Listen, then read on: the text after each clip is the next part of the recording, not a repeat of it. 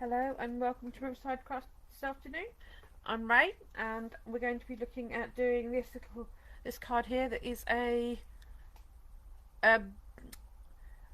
ship in a bottle. It's from Woodware and it's by Francois Reed. You get some sentiments with it, an anchor, a fish and a nice little tag which we'll be using today. So just put that out of the way. Okay, so that one last look at what we're doing before I start. Okay, right. I've stamped it out. I've used Versafine Clear to stamp because I'm going to be using watercolours and using distress inks. I've put it on watercolour card because I need it to blend and move, which it won't do particularly easily on any other sort of cardstock. So it's on that to make it work the best. Okay.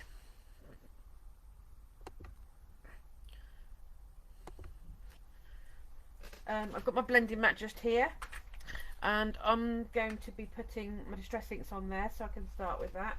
I'm going to start off with scattered straw, which is what I'm going to use for my sand. I'm just going to put some on my mat here to dampen my brush. I don't want my brush sopping wet, I just want it damp, just enough to pick up the ink and to allow me to move it, really. So I'm just going to turn this sideways slightly. And as you can see, I'm just going to move it across here to give me a nice sandy base. This is quite a nice one because it is quite a, although it's a yellow, it's quite earthy. It's got a nice sort of gentle tone, a bit more ochre, which is quite nice. And as you can see, the inks blend beautifully onto the watercolour card. You can really play with them without too much of a problem. You can put it in. If you don't want lines on something, you just wiggle it, make your brush damp and give it a bit of a wiggle, and it will move that quite nicely. So there's not much of a problem there. A little bit more in that bit there, so it's darker. Right. So now I'm going to do my next colour, which is going to be my green. So I'm going to do my bit up here now. And the green that I'm using is peeled paint. So I'm just going to again dampen my brush, dry it off a little bit on some tissue so it's not really wet, and I'm just going to put my colour on here like so. I turned my cardstock, as you probably noticed, rather than trying to reach over the damp cardstock and argue with it, I literally turn it so I'm not having to argue with it to get where I want it to be. Okay, so that's my green done.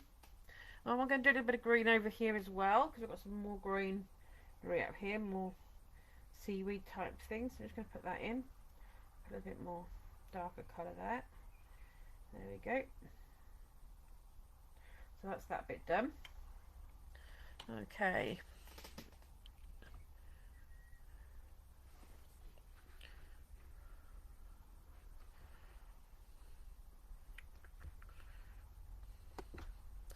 Right, so let's have a look.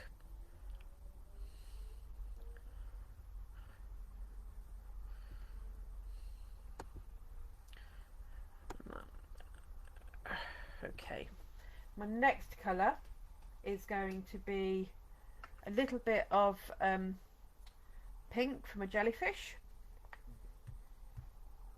Okay, make sure you've really rinsed your brush in between colours because it's nothing worse than actually ending up with a greeny coloured something when you're trying to use pink because you've not rinsed your brush out properly, because it does do it quite well. Okay, so that's my jellyfish done. I'm doing what they call a loose colouring, so I'm not doing lots of detail, lots of shadowing.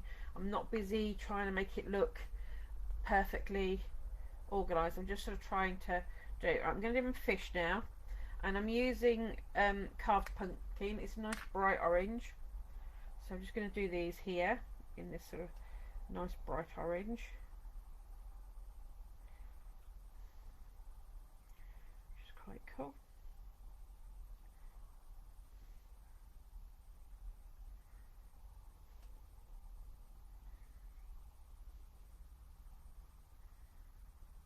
I hope you're all having a nice May Day weekend. It's a lovely beautiful Saturday here in Peterborough, so that's quite cool. I forgot to put my bit of green down here. There we go. Let's do that bit. I've got a bit of yellow I want to put up here that I missed. So I'm just going to do that now. Put that there. Right, so I'm going to use a brown now to do my ship, and the one I'm using is called Gathered Twigs. It's quite a nice mid-brown, so it's not harsh or too dark for what we're doing. It's quite nice. So just putting it on here, a bit more colour. Put it on along the base, so it's definitely darker.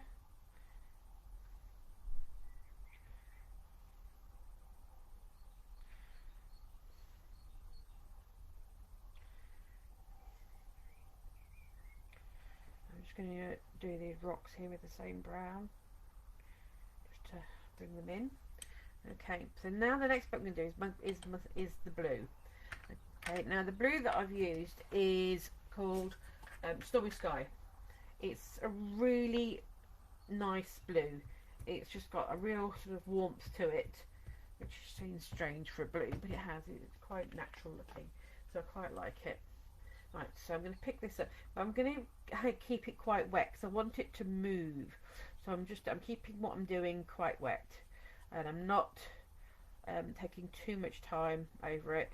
I'm just going round everything I've done, putting it in, but making sure that I'm keeping it nice and wet.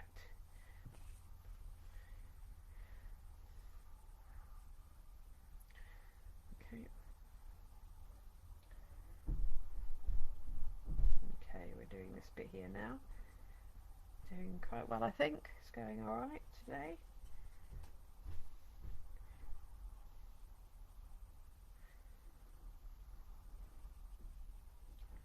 Alright, we're getting there.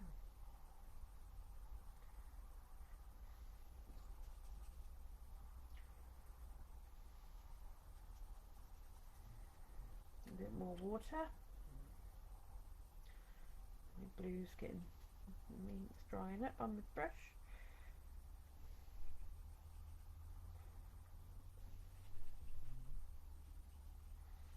Okay, so we're just going to move this around and blend it up nicely here.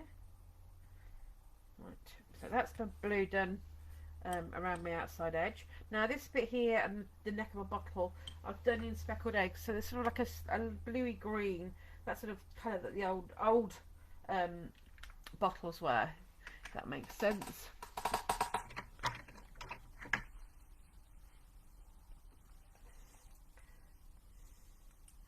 This sort of bluey green, which is quite nice. I need to put some re-inker on my pad, so I shall do that next. There we go, we'll just do that in there. I'm going to do this bit across here. Oh, I want that one. There we go.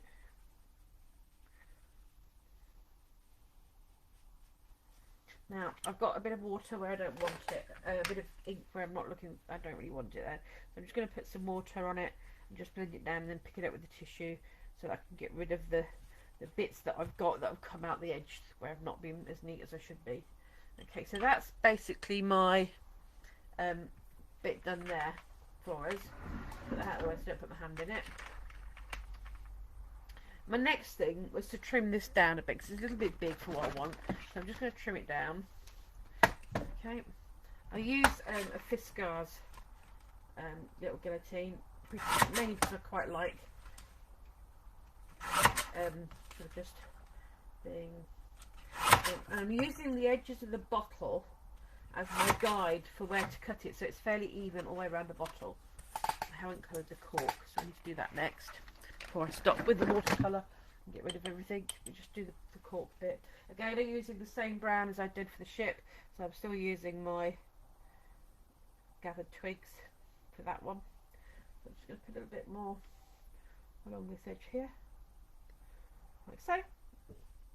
Then leave that like that to dry. Okay, now on here, on this one, you can see that I've got twine actually wrapped around the neck of the bottle. So I'm going to show you how I do that. take a scalpel or your craft knife, and I'm just going to cut along that edge there where the bottle is. I'm going to make sure I've cut it nice and definitely. Yeah, that one's gone. I'm just going to take it up to where the bottle is finishing. There we go, sorted.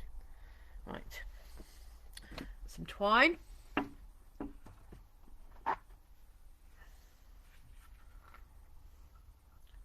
Cut some off here so I can wrap it round a bit easier. Right. And the first bit I'm going to do is I'm just going to push it through. I'm going to use my scissors because it's just going to be easier. So I'm just going to push it through that. I've got to open the slit up that I made to push the bit through. So now you can see it's actually going through quite nicely. Leave myself a bit here and that. And I'm going to go from the back and through my slit again that I made. So I'm just going to push that through there. Using again my scissors until I've got a bit I can hang on to. And I'm just going to wrap it around it a few times. Okay.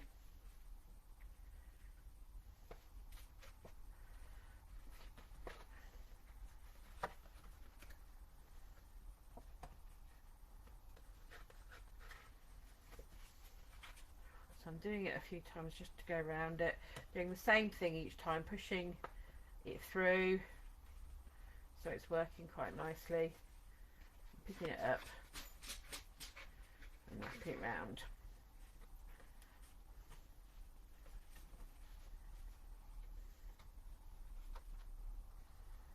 We've got one more time to do.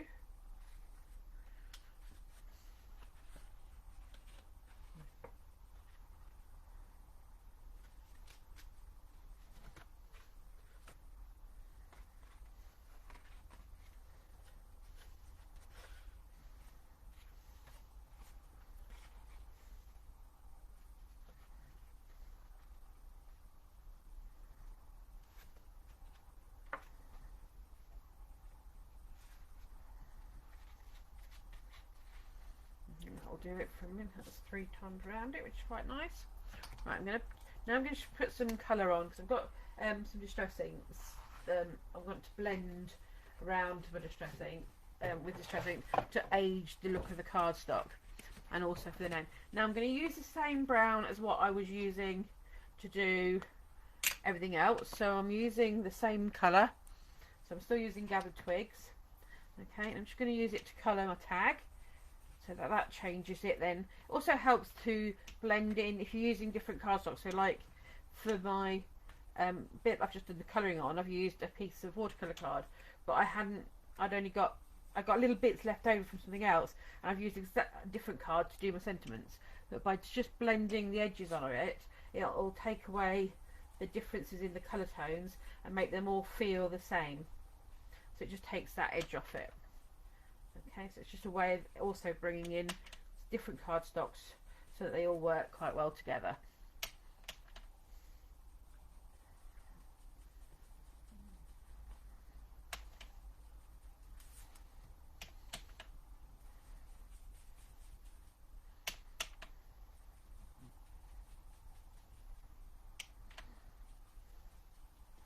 Okay, right.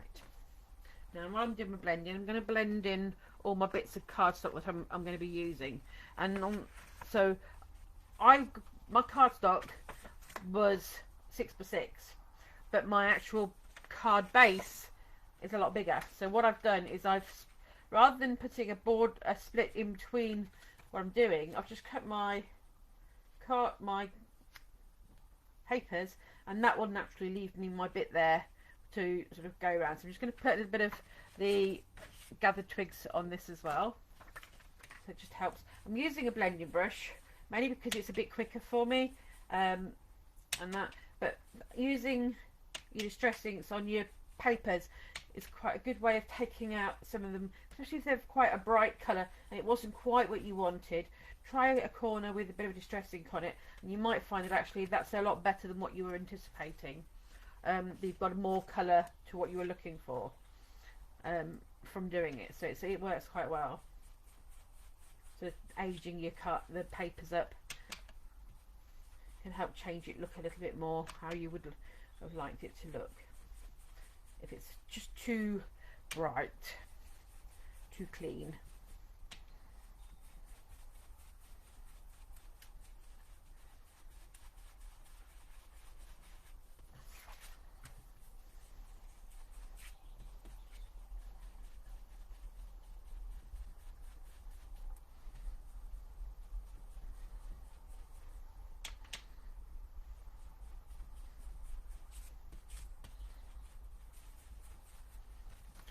That bit.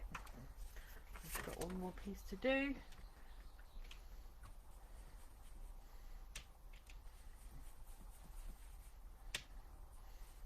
One of the things I like about the blending brush is if I press too hard, it just bends. So I know I don't want it bending, so I know that if I just take my time with it and don't put too much pressure on it, it will just give me the look I'm looking for without being too putting too much pressure on. Also helps your wrist because you're not over sort of begging the pudding, as it were. You're not putting too much pressure through it, so it stops you getting hand ache.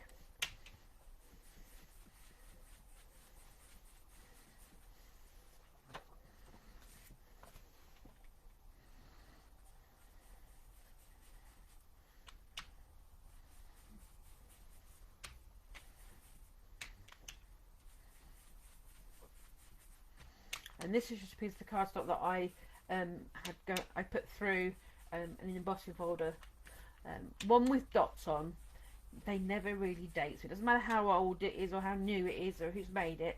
They're sort of a classic to put into your craft stash because they always look good with whatever, you know. It's sort of one of those. It's a staple. It doesn't date. Okay, right. So that's all my blending done, which is good. So that can go out the way. Right. Now I'm going to just do some other bits on it. Now you'll notice that on some of my bits I've actually got little tiny faux stitch lines going around it. Well, I'm just going to show you how I do that, which I'm sure you can guess, but you know, just make it sort of go, you know, I'm just doing a little dashed line. I'm not getting anything fancy. I'm just doing a dashed line all the way around fairly quickly. I'm not even worried about it being in a perfectly straight line. I want it to look more like hand stitching, which, if you're like me, is never straight. You know, it's just part of what you do. One of the things I also quite like to do is I put a couple of crosses on at the end of what my straight stitch would be. So if I come across here, I'm just going to put a couple of crosses and then bring my stitching up to be with it. So I've got my little crosses on it quite happily. I'm going to do the same here on my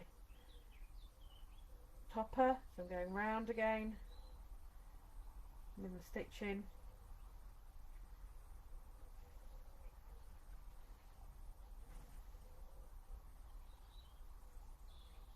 And I'm just using a fine liner. Okay, it's just one from my stash. I have hundreds of things and they're all over the place, and it was just the first one I grabbed today, so there are lots of them out there. And we normally sell the micron ones, which is, I have to say, are my favourite, but I've had my stash raided, so I haven't got quite so many of them as I had. But there we are. So that's that bit done. What to do with my tag? Here's the tag.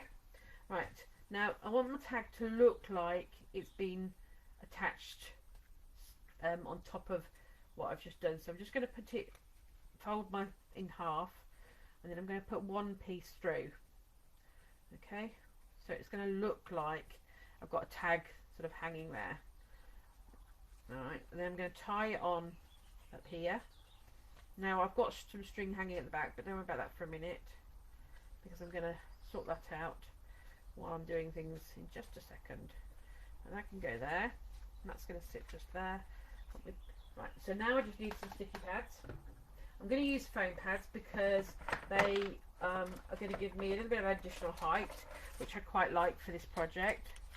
It just helps. And if you've got a bit of string hanging around, you don't want where to be seen, you can just hold it in place with your foam pads ready, which is helpful. We'll just get this on here and go down. Come on, take the backing off. I'm going to put it to there. I'm going to take off my excess bits of string because I don't really need them all there. So that looks like so. That's my topper is now finished.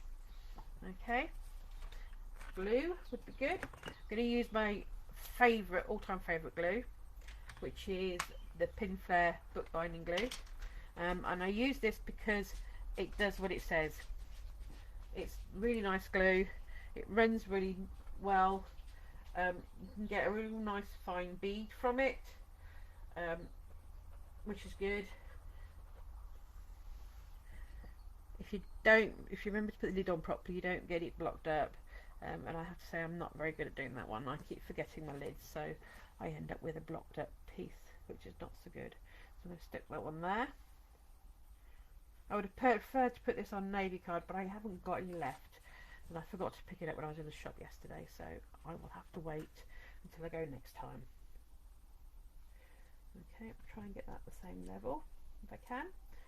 There we go. That looks pretty good. Now this is where I'm going to start putting things at different angles, because it helps for it to look how I want it to, and sort of go with it. So I'm going to just have a look at my angles here.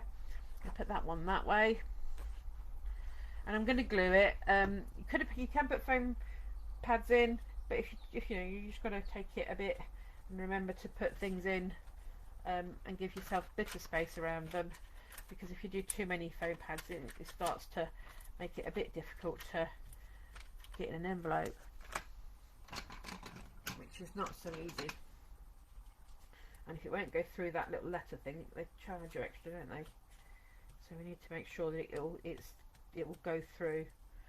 Doesn't matter if you're handing it to the person, but if you've got to post it, think about how many layers you're putting on and the thickness of your layers to get it through the post box, so you don't end up paying lots of extras for it.